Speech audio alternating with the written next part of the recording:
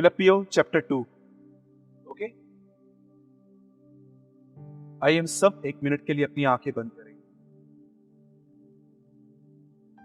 हमारे जीवित और महान स्वर्गीय पिता, हम यीशु मसीह के नाम में आपके पास आते हैं। हम आपको आदर और महिमा देते हैं। हम आपसे कहते हैं, you are a true and living God. आप सच्चे और जीवित परमेश्वर। हम दुआ करते हैं प्रभु, आज हमसे बात हमें चिल्ला। यदि हम अपनी डायरेक्शन से जो तूने हमें दी है टू बी लाइक क्राइस्ट, अगर हम वो भूल गए हैं तो प्रभु हमें वापस उस मार्ग पे ले जा। हमारे अंदर जुनून दे प्रभु तेरी तरह बनने का, क्योंकि वही लोग होंगे जो न्याय के दिन तेरे सामने खड़े रह पाएंगे। बहुत सारे लोगों से प्रभु तू उस दिन कहेगा कि मैं तुम्हें नहीं जानता। हम उस कैटेगरी में नहीं आना चाहते प्रभु। हम चाहते हैं कि आप हमें पहचाने और प्रभु आप हमें अपने राज्य में ले आए। हम आपको सारी महिमा और आदर देते हैं पिता। हम विश्वास करते हैं आपने हमारी प्रार्थना को सुना, यीशु मसीह के नाम, आमीन। फिलिपियो चैप्टर 2। जिनके पास भी बाइबल है हम सब खोलेंगे फिलिपियो का दूसरा अध्याय। एक महान परमेश्वर का दास है, उसका नाम है पौलुस। और देखिए वो अपने विषय में यहां पर क्या लिखता है। और अगर आपका भी यह लक्ष्य है, मैं आपको सच कहता हूं, आप कभी भी अपने जीवन में कंडमनेशन में नहीं आए। आप जानते हैं कंडमनेशन क्या होता है? आज बहुत सारे लोग अपने आप को पसंद नहीं करते। आप उनको कहोगे ना कि आप पापी हो, आप उनको कहोगे ना आप धर्मी हो, उसके बाद भी उनके अंदर इमेज बनी हुई है अपनी, नहीं मैं घटिया हूं, मेरी वजह से लोग बर्बाद हुए हैं, ये हुआ है वो हुआ है। मैं आपको बताना चाहता हूं, वचन कहता है कि प्रभु ने हमें अपने लहू से खरीदा। अब हम अपने, अगर आप अपने नहीं हो तो आपको क्या हक है प्रभु की चीज पे दोष लगाने का? आपको पता है वचन क्यों कहता है सुसाइड करने वाले डायरेक्ट नरक में जाते हैं? याद रखिएगा, हम अपनी नजर में इसे सुसाइड कह सकते हैं, लेकिन प्रभु की नजर में यह हत्या है। आपको पता है, अगर हम अपने आप को मार रहे हैं, ब्लेड से काट रहे हैं, या कुछ भी हम लोग इंजेक्शन दे रहे हैं, इसलिए लिखा है जो मेरे मंदिर को नाश करेगा मैं उसे नाश करूंगा। क्या मंदिर और मैं अलग अलग है? भाई इसे जो मेरे मंदिर को नाश करेगा मैं उसे नाश करूंगा। याद रखिएगा, मंदिर अलग है और आप अलग।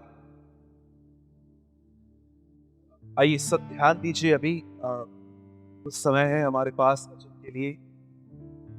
आप में से बहुत सारे लोग जो आज यहाँ पर, आज काफी क्राउड है आज हमारे बीच में, मैं आप सबों से एक सवाल पूछ के मीटिंग में आऊं। क्या आपको पता है परमेश्वर ने आपको मसीह में क्यों बुलाया है? Why God called you in Christ? आप में से कितने लोग ये बात जानते हैं आपको परमेश्वर ने अपने पास क्यों बुलाया है? पहले पहले मैं आपके अंदर से कुछ कचरा निकालना चाहता हूं ताकि आज के मैसेज को आप समझ पाओ।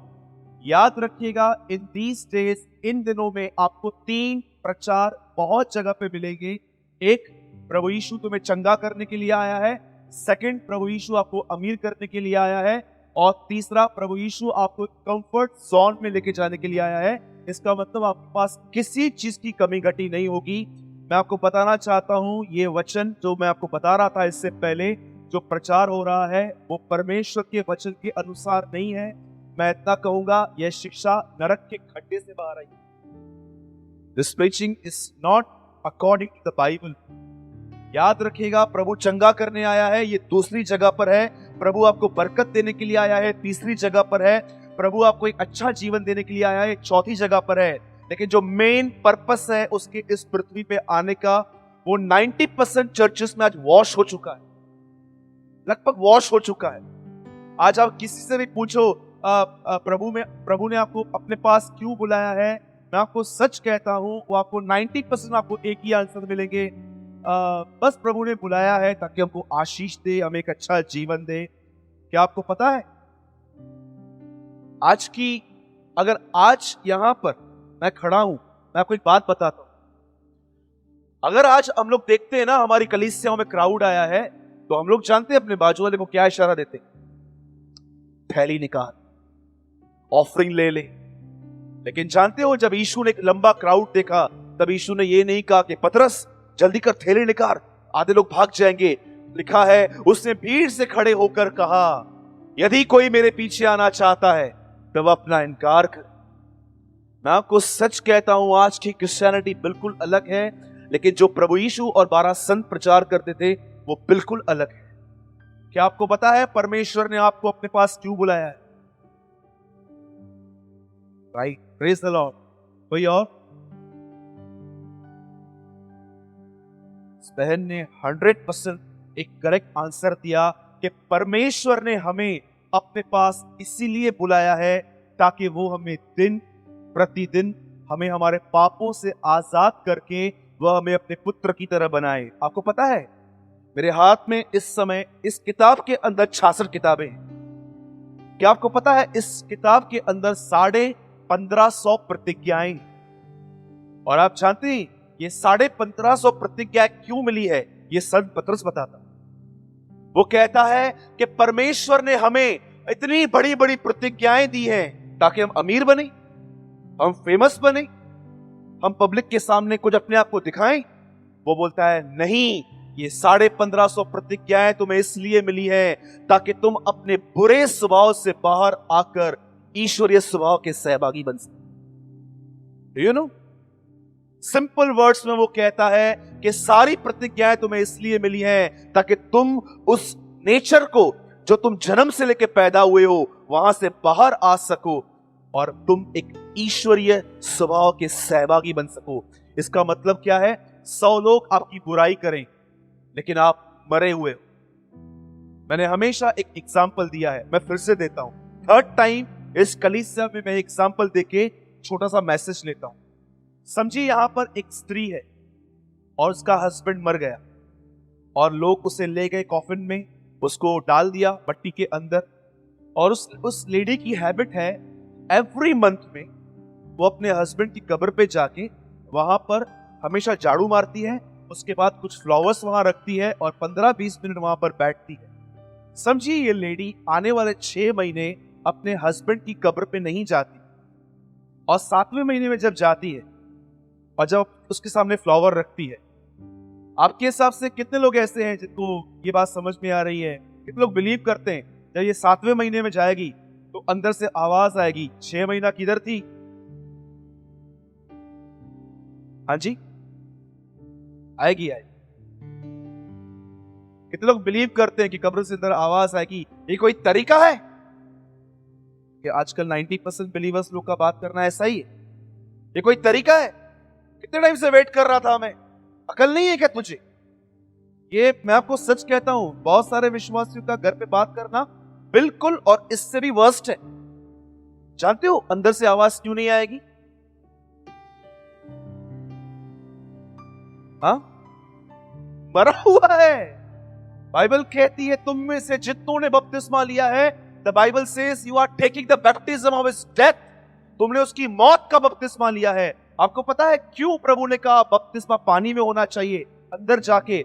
जब कोई आपको बपतिस्मा देता है इसका मतलब क्या है? वो आपको दफना देता है। और लिखा है जैसे मसीह मरा और जैसे वो जी उठा, जब आप पानी से बाहर आए थे आपके सामने एक न्यू क्रिएशन। आप अपने काम के अपने हर चीज के लिए मर चुके थे। आपको पता है प्रभु के पास आप क्यों आए हैं? बताऊं? बोलो अपने बाजू वाले को, मरने के लिए आए हैं। ब्रदर ऐसा मत कहो। हाँ जी, बोलो मरने के लिए आए हैं। बोलिए बोलिए, ये तो कोई नहीं बोलता है। इधर ही बोलूं 1 लाख की लॉटरी लगने वाली है तो कैसे बोलेंगे? जो सोए हैं उनकी भी आंखें खुल जाएंगी, है ना? कैसे प्रॉपर्टी के पेपर्स कितना संभाल के हम रखते हैं, ध्यान से वकीलों से पूछताछ करते हैं, देख कुछ मेरा बेटा कुछ कर तो नहीं रहा है मेरे खिलाफ, कितना उनको ध्यान देते हैं। लेकिन ये बाइबल हमारे घर पे बैठ के सड़ती है पर इसे पढ़ने वाला कोई नहीं। दुख की बात मेरे भाइयों और बहनों, मैं आपको बताना चाहता हूं, हम सबों को परमेश्वर ने अपने पुत्र में इसीलिए बुलाया है ताकि हम अपने बुरे स्वभाव से निकलकर उसके पुत्र के स्वभाव में आए, बाकी सब चीजें बाद में हैं। आपको क्या लगता है कि परमेश्वर आपको ऐसा जीवन देगा जिसमें आपको दूसरों के सामने हाथ फैलाना पड़े? क्या आपको लगता है कि परमेश्वर आपको ऐसा जीवन देगा जहां पर आपके बच्चों को अच्छी एजुकेशन नहीं मिलेगी? क्या परमेश्वर की ये इच्छा है कि आपकी शादियां गलत जगह पर हो? परमेश्वर सब कुछ अच्छा चाहता है, लेकिन वो जानता है ये सब चीजें किस बेस पे मिलती। कितने लोगों ने बाइबल में ये वचन पढ़ा है, जिसने तुम्हारे लिए अपना बेटा भी दे दिया, वो तुम्हें बाकी सब कुछ क्यों न देगा? हाथ उठाइए, कितने लोगों ने ये वचन पढ़ा है? जिसने तुम्हारे लिए अपना बेटा भी दे दिया, वो तुम्हें सब कुछ क्यों न देगा? कितने लोगों ने वचन पढ़ा है? हाथ उठाइए। बाइबल में ऐसा कोई वचन नहीं है। मैं देख रहा था आप कहां हैं। बाइबल में ऐसा कोई वचन नहीं है। आइए नींद से उठिए। Good morning. जानते हैं बाइबल में क्या लिखा है? ये नहीं लिखा है जिसने तुम्हारे लिए अपना बेटा दिया वो तुम्हें सब कुछ क्यों न देगा। बाइबल कहती है जिसने तुम्हारे लिए अपना बेटा दिया है वो तुम्हें उसके साथ सब कुछ क्यों न देगा। एक वर्ड मिसिंग किया और दिख रहा है यहां पर आप कितने सोए हुए हैं अभी तक। भाइयों और बहनों, परमेश्वर की हर प्रतिज्ञा उसके पुत्र की सहभागिता में पूरी होती है, इस तरह नहीं होती है। इसलिए मैं आपसे कहता हूं, अब बहुत समय बीत चुका है। पतरस कहता है अब उठिए, वचनों को आराम से पढ़िए, सिर्फ पढ़िए मत, बाइबल के एक अच्छे विद्यार्थी बनिए, स्टूडेंट बनिए, जानिए एक एक बात को, क्या लिखा है क्या नहीं लिखा गया है। यहां पर कुछ बच्चे बैठे हैं, मैं आपसे सवाल पूछता हूं बेटा, अगर आप समझो एक पेपर देने के लिए जाते हो और वहां पर आप एक आंसर में 2-3 वर्ड्स मिस कर देते हो तो टीचर पास करेगी? लाल चौकड़ी मार देगी ना, रेड पेन से? फेल, राइट है ना? बच्चे समझते हैं। आपको पता है कभी आपने ऐसे लोगों को देखा है जिनको आप पूछो आप कौन से स्टैंडर्ड में हो और वो लोग आपको कहेंगे 9th में, लेकिन 2 साल के बाद आप उनको मिलो, आप अभी कौन से स्टैंडर्ड में हो? 7th? 7th में? ये कौन सा स्कूल है जो पीछे से स्टार्ट हुआ है?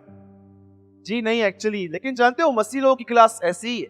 जब वो प्रभु में आए थे ना, इतना आगे बढ़ गए, PhD 15, और आज वापस किंडरगार्टन, KG, अच्छो वंशावली, इब्राहिम से इसहाक, इसहाक से याकूब, याकूब से ये। एक मसीह लोग ही है जानते हो जो आगे नहीं बढ़ते, आग पिछले से आगे आगे आ जाते। दुख की बात है। आप में से कोई ऐसा बाप है जो अपने बेटे को चाहता है कम पढ़े? हाँ, कितना परमेश्वर दुखी होता होगा कि वो आपके ऊपर इतनी मेहनत करता है लेकिन आपको नीचे ग्रेविटी में जाने की आदत है। मेरे भाइयों और बहनों, संभालिए। आइए फिलिपियो चैप्टर 2 वर्स 14। मैं आपको रियल पर्पस बताना चाहता हूं आज कि आप प्रभु में क्यों आए हो, क्यों परमेश्वर ने आपको अपने पास बुलाया है। 2 का कोई पढ़िए 12वां वचन, 2 वर्स 12। हे मेरे प्रियो, जिस प्रकार तुम सदा से आज्ञा मानते हो, हाँ अब भी विशेष करके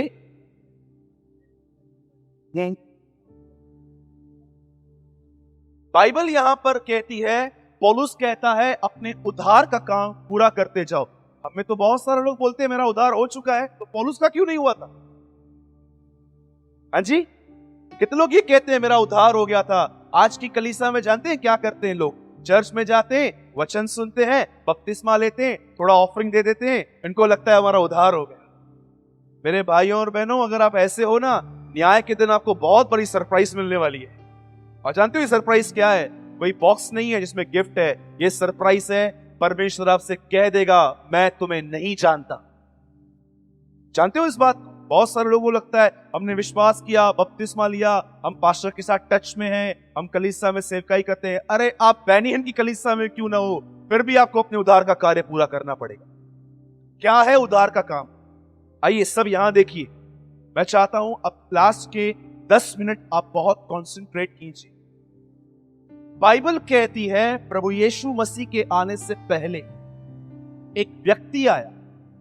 इस व्यक्ति के विषय में यह भविष्यवाणी हुई कि कभी भी इसके सर पर उस्तरा नहीं चलेगी। इसके लिए भविष्यवाणी हुई कि ये कभी ड्रिंक नहीं करेगा। और जानते हो, इसके लिए एक और भविष्यवाणी हुई कि ये पेट में, अपनी मां के पेट में ही पवित्र आत्मा से परिपूर्ण होकर आएगा। और बाइबल कहती है इसका नाम था यूहन्ना बपतिस्मा दाता। आप जानते हैं, जिस समय ये अपने मां के पेट से निकला, वचन कहता है कुछ समय के बाद इसके ये प्रभु की बुलाहट के द्वारा वचन कहता है कि ये एक जंगल में चला गया।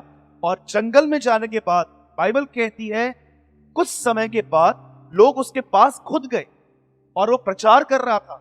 और प्रचार करते करते उसने एक बहुत सुंदर बात वहां पर कही।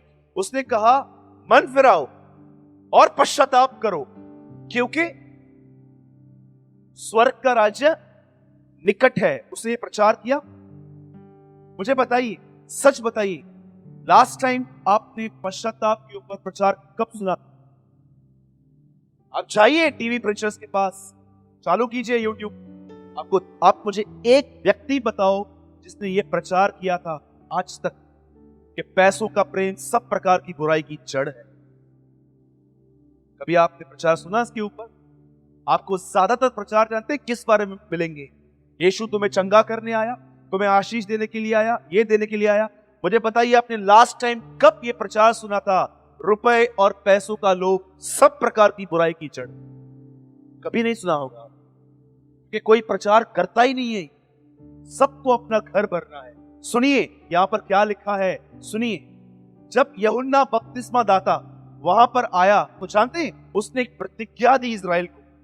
इसी प्रतिज्ञा के ऊपर आज पूरा प्रचार चलेगा। सुनिए, जब वो इस पृथ्वी पर आया, जानते हो ना उसका रवैया कैसा था? उसके बाल बड़े थे और लिखा है ऊंट के जो बाल होते हैं उसका कोट पहन के एक आदमी बयाबान में खड़े होकर कहता है, पश्चाताप करो।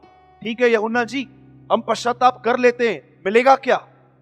अगर आप ओल्ड टेस्टामेंट में मूसा को बोलते हैं हम तुझसे पश्चाताप करते हैं, पता हमें क्या मिलेगा? जानते हो मूसा आपको क्या बोलता?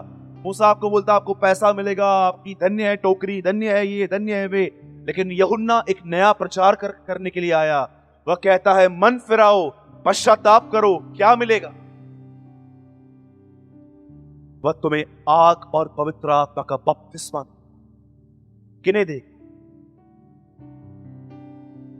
इतना ब्लाइंडली बाइबल पढ़ा है हम लोगों। मन फिराओ क्योंकि स्वर्ग का राज्य निकट है। एक जगह कहता है मन फिराओ क्योंकि मेरे बाद एक व्यक्ति आएगा, he will baptize you in fire in holy spirit। अब बहुत सारे लोग हैं ना, पश्चाताप का अर्थ नहीं जानते। एक नया वे, आज एक नए तरीके से मैं आपको बताना चाहता हूं। आपके हिसाब से पश्चाताप क्या है?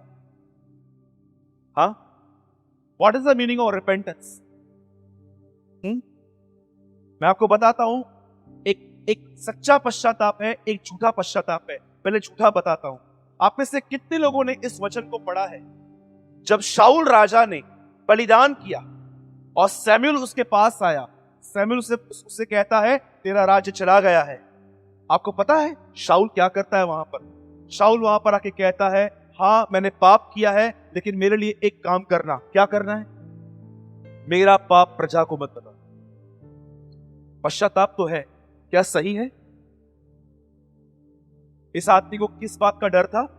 पब्लिक को मेरा पाप पता नहीं चलना चाहिए। इसे कहते हैं फॉल्स रिपेंटेंस। फिर दूसरा आदमी मैं आपको दिखाता हूं। इस आदमी का नाम था इश्माएल के हस्बैंड का नाम क्या था? अहाब। अहाब के पास एलिया आता है और एलिया कहता है सुन, प्रभु का न्याय आने वाला है, पश्चाताप कर। इस आदमी ने पश्चाताप किया। आपको पता है ये आदमी पश्चाताप क्यों कर रहा है? इसे डर है कि प्रभु कहीं नरक में न डाल दे मुझे। ये भी एक फॉल्स रिपेंटेंस है। मैंने कई लोगों को देखा है वो इस तरह पश्चाताप करते हैं, न्याय आएगा, प्रभु आग में डालेगा। मेरे भाइयों बहनों, ये सब पश्चाताप फॉल्स कैटेगरी में आते हैं। आपको पता है सच्चा पश्चाताप क्या है? What is a true repentance? पश्चाताप ये नहीं है कि प्रभु मुझे नरक में डाल देगा इसलिए मैं अपने पाप से मन फिराऊं। आज बहुत सारे लोग व्यभिचार इसलिए नहीं करते क्योंकि उनको अच्छा नहीं लगता, पर इसलिए नहीं करते क्योंकि उनको पता है कि अच्छा भी हो सकती है। क्या ये सही तरीका है? मैं आपको बताना चाहता हूं सच्चा पश्चाताप क्या होता है। सुनिए, जब यूहन्ना बपतिस्मा दाता इस पृथ्वी पर आया तो उसने प्रचार किया पश्चाताप करो क्योंकि स्वर्ग का राज्य निकट है। पश्चाताप करो क्योंकि प्रभु यीशु तुम्हें पवित्र आत्मा का बपतिस्मा देगा। पश्चाताप का मतलब ये नहीं है कि मैं पाप नहीं करूंगा। अगर आप ये कहते हो ना मैं आज से पाप नहीं करूंगा, इसका मतलब आप अपनी शक्ति पर कह रहे हो। पश्चाताप का अर्थ क्या होता है? पश्चाताप का अर्थ होता है मैं आज के बाद पाप नहीं करना चाहता। जिन लोगों में ये इंटेंशन है कि बहुत गालियां बकती, बहुत यहां की बातें वहां कर ली, बहुत पैसा चीटिंग से कमा लिया, पर अब से मुझे ये नहीं करना है। जिन लोगों में ये इंटेंशन आएंगे कि अब मैं नहीं करना चाहता, यूहन्ना उनके विषय में लिखता है they will baptise in Holy Spirit. वे लोग पवित्र आत्मा से बपतिस्मा पाएंगे। मैं आपको आज बताना चाहता हूं, इस बात पे भी ध्यान दीजिए जो मैं आपसे कह रहा हूं। क्या आप आज प्रभु, मैं जानता हूं ये पाप है और मैं भी जानता हूं ये पाप मुझे पसंद है, पर प्रभु अब मैं ये पाप नहीं करना चाहता। अगर आप ऐसे हैं, मैं आपको लिख के देता हूं, रोज परमेश्वर के पास जाइए। एवरी डे उसे कहिए मैं जानता हूं ये पाप है पर मैं ये नहीं करना चाहता। यूहन्ना कहता है अगर कोई ऐसा है, रेडी हो जाओ, उन्हें पवित्र आत्मा का बपतिस्मा मिलेगा। आप जानते हैं, यदि इस हॉल में अगर कोने कोने में से हम कचरा निकाल और बीच में जमा कर दें और मैं सिर्फ उसे एक आग दूं ना, वो सब खत्म हो जाए। आपको पता है क्यों लिखा गया है आग का बपतिस्मा? हाँ, कि आपके अंदर जो कचरा है वो जल जाए, वो खत्म हो जाए। पर जानते हैं आपको इसमें एक काम करना पड़े, इसी को कहते हैं उद्धार का कार्य। जो पौलुस कहता है मैं एवरी डे अपने उद्धार का काम कर रहा हूं, इसका मतलब क्या है? पौलुस हर दिन परमेश्वर के पास जाता था और अपने पाप को उसके सामने प्रकट करता था और वो उसे कहता था प्रभु मैं ये नहीं करना चाहता। इसीलिए वह व्यक्ति हर दिन परमेश्वर से अनुग्रह पाता था और से हर दिन परमेश्वर अपनी आत्मा से भरता था। क्या इंटेंशन था उसका? मैं पाप नहीं करूंगा, कि मैं पाप नहीं करना चाहता। इसे कहते हैं अ जेन्युइन रिपेंटेंस। मैं आपसे एक बात पूछता हूं, आप में से कितने लोग इस तरह परमेश्वर के पास जाते हैं एवरी डे? आप अपने अपने परमेश्वर के पास जाते हैं और उसके सामने हाथ फैलाते हैं और आप उससे कहते हैं प्रभु मुझे जानकारी तो है ये गलत है, पर मेरे पास शक्ति नहीं है इसे छोड़ने की। प्रभु मैं आपसे प्रार्थना करता हूं, अब से मैं ये नहीं करना चाहता। यूहन्ना कहता है ऐसों को पवित्र आत्मा और आग का बपतिस्मा मिलता है। लेकिन आपको पता है आजकल लोग ऐसे नहीं, दे आर टोटली डिफरेंट। जानते हो वो अपनी प्रेयर्स के अंदर उनके लिए मुख्य बात क्या है? मीटिंग थोड़ी लेट स्टार्ट हुई है, 5 मिनट और लूंगा। सब यहां देखिए 2 मिनट के लिए। हो सकता है मैं आपसे इसके बीच में सवाल पूछूं। आप जानते हैं एक दिन पतरस और यूहन्ना प्रार्थना करने के लिए मंदिर जा रहे हैं। उन्हें एक आदमी मिला वहां पर और वचन कहता है यह आदमी जन्म का लंगड़ा था। और जब पतरस और यूहन्ना वहां से पास हो रहे थे, इस आदमी ने उनसे कुछ मांगा। बाइबल कहती है पतरस और यूहन्ना के पॉकेट में कुछ भी नहीं था। उन लोगों ने कहा सोना चांदी तो मेरे पास है नहीं, लेकिन एक चीज मेरे पास है, मेरे पास यीशु है और मैं वो तुझे दे सकता हूं। और जानते अगले ही पल लिखा गया है इन दोनों ने उसे कहा यीशु के नाम से चल।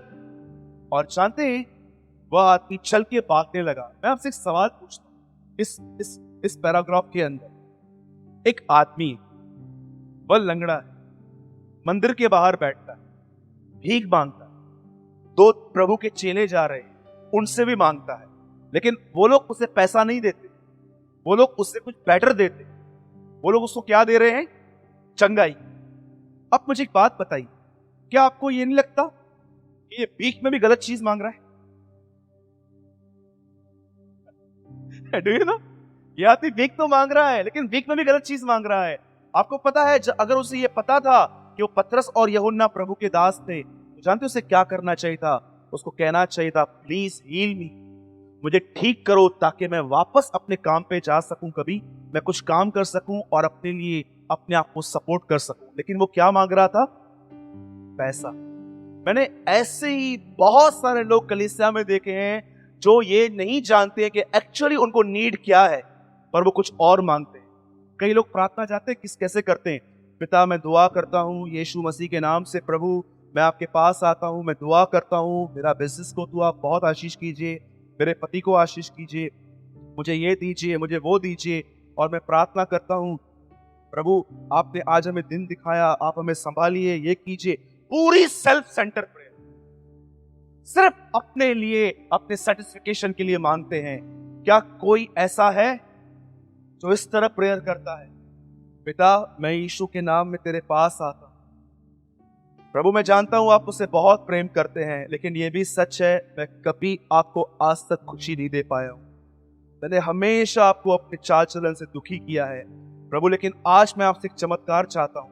और ये चमत्कार है, मैं चाहता हूं कि आज आप मुझे पवित्र आत्मा से भरिए ताकि मैं आपके आदर के लिए जीऊं। आज मेरे मुंह से कोई गलत बात न निकले, मेरे माइंड में कोई गलत थॉट ना हो, मैं अपनी जुबान से कोई गंदा काम नहीं करूं, मैं अपने एटीट्यूड से किसे दुखी नहीं करूं। प्रभु मुझे पवित्र आत्मा से भरिए ताकि मैं आपके आदर के लिए आज कुछ कर सकूं। कोई है आप जो परमेश्वर के पास इस तरह जाता है? मेरे भाइयों और बहनों, इसीलिए आप में से बहुत सारे लोग आत्मा में भरे हुए हैं क्योंकि आपकी प्रेयर्स ही रॉन्ग।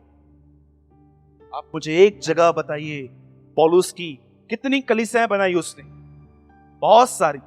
मुझे बताइए, क्या इफिसियों की कलीसिया को उसने ऐसा लिखा, हे इफिसियों मैं तुम्हारे लिए प्रार्थना करता हूं कि परमेश्वर तुम्हारे ऊपर थैलियां भेजे पैसों? उनके लिए क्या प्रार्थना करता है? मैं प्रार्थना करता हूं तुम लोगों के लिए कि तुम अपने भीतरी मनुष्य में बलवंत बनते जाओ। एक संत अपनी कलीसिया के लिए क्या प्रार्थना कर रहा था? बलवंत बनो मतलब क्या? एक संत अपनी कलीसिया के लिए प्रचार कर रहा था कि प्रभु ने मजबूत बना। क्यों? जब इन्हें गालियां पड़े तो ये चुप रहे, जब इनसे कोई बुरा बुरा बर्ताव करे तो ये शांत रहे। आपको पता है, अपने एक संत अपनी कलीसिया के लिए यह प्रार्थना करे। एक और कलीसिया उसने बनाई, कोलिसियो। जानते हो उसके लिए क्या प्रार्थना की उसने? कहता है मैं तुम्हारे लिए प्रार्थना करता हूं कि तुम ईश्वरीय प्रकाशनों से भरते जाओ। क्या वो उनके लिए यह प्रार्थना कर रहा था कि हमेशा तुम भले चंगे रहो? हाँ, पढ़िए पौलुस की प्रार्थनाएं, वो एक भी प्रार्थना उनके लिए नहीं, उनकी आत्मा के लिए करता था। आप पढ़ो फिलिप्पियों की कलीसिया के लिए, मैं तुम्हारे लिए प्रार्थना करता हूं तुम्हारा विश्वास और प्रेम मसीह यीशु में बढ़ता जाए। क्या प्रार्थनाएं की है उसने? कितनी प्रार्थना करते हैं हम लोग, पिता हमें ये दे, हमें वो दे, हमें वो दे, हमें ये दे। क्या आपको पता है, जब दाऊद गोलियत से लड़ने के लिए जा रहा था तो वो शो ऑफ करने के लिए नहीं जा रहा था कि मैं कुछ हूं। वो इस्राएल को बताना चाहता था कि ये गोलियत जिसे पुकार रहा है ना, ये जान ले कि हम अनाथ नहीं है, हमारा एक परमेश्वर है जो हमारी तरफ से लड़ता है।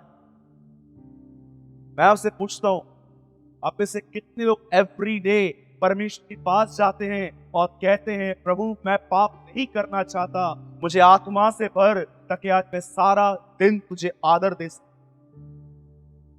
जानते हो आदर देना क्या होता है?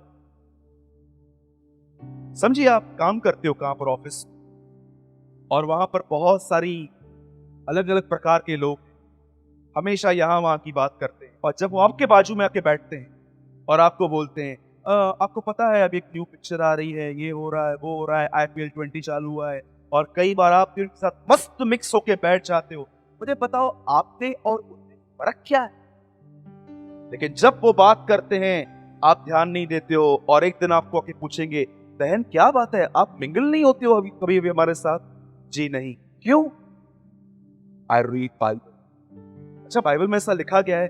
हाँ, प्रभु ने हमें शिक्षा दी है, इसे कहते हैं उसके नाम को आदर, रिस्पेक्टिंग योर गॉड। एक बहुत सिंपल सेंटेंस कह के मैं इस मीटिंग को ओवर कर रहा हूं। मैं आपको सच कहता हूं, जैसे आज से बहुत साल पहले यरूशलेम के चारों ओर दीवारें टूटी और नेमिया को प्रभु ने बोझ दिया था बनाने के लिए, मैं आपको सच कहता हूं आज बहुत सारे बिलीवर्स की दीवारें टूट गई। आज उनमें और अनबिलीवर्स में कोई फर्क नहीं। और अगर आपको जानना है वो कैसे हैं, just check their cell phones. Just check their cell phones.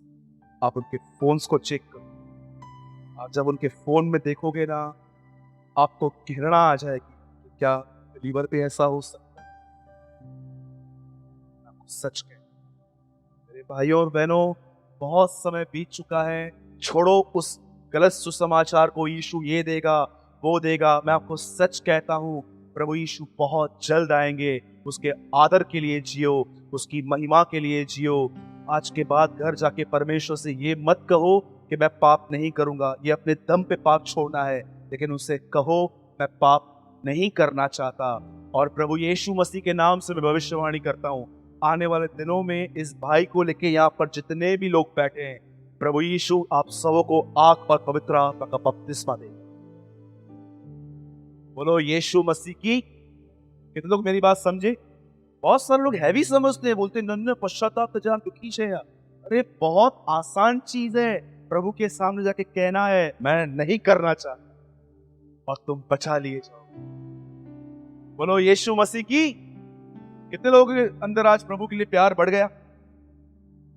हाँ। वन लास्ट क्वेश्चन, क्या आप जानते हैं नए नियम में श्राप देना मना है? राइट?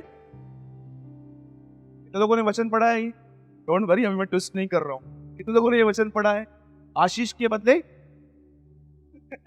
श्राप के बदले। हाँ, ठीक है। एक सवाल, तो फिर पौलुस ने कुरिन्थियों को ऐसा क्यों लिखा? तुम में से अगर कोई प्रभु से प्रेम न करे तो श्रापित। क्या पौलुस यीशु के वचन के अगेंस्ट में गया?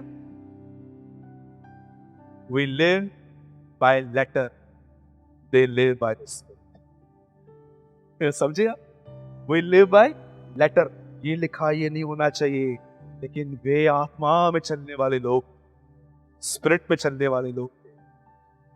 पौलुस ने सब जान लिया कि कैसे खुदा हमारे लिए मरा, कैसे वो कुचला गया, कैसे उसकी हालत खराब की गई। ये सब जानने के बाद वो कहता है अगर अब भी तुम उनसे प्रेम न करो,